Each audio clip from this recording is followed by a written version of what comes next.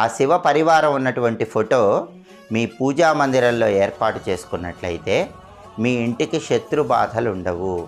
మీ ఇంట్లో సభ్యులందరికీ కూడా శత్రు బాధలు తగ్గిపోయి శత్రువులు కూడా మిత్రులుగా మారిపోవటానికి ఈ శివ పరివారం ఉన్నటువంటి ఫోటో విశేషంగా సహకరిస్తుంది.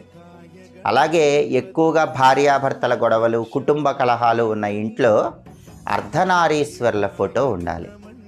అంటే శివపార్వతులు అర్ధనారీశ్వర రూపంలో ఉన్న ఫోటో మీ ఇంట్లో కానీ పూజ గదిలో కానీ పెట్టుకున్నట్లయితే కుటుంబ కలహాలు తగ్గిపోతాయి, భార్యాభర్తల మధ్య గొడవలు ఉండవు.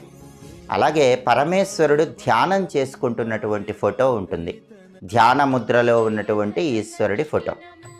ఆ ధ్యాన ముద్రలో ఉన్నటువంటి ఈశ్వరుడి ఫోటో ఇంట్లో ఉంటే మనశ్శాంతి ఉంటుంది. చాలామందికి ఈ రోజుల్లో ఉన్న ప్రధానమైన సమస్య మనశ్శాంతి లేకపోవటం. ఆ మనశ్శాంతి లభించడానికి ఈ ఫోటో విశేషంగా సహకరిస్తుంది.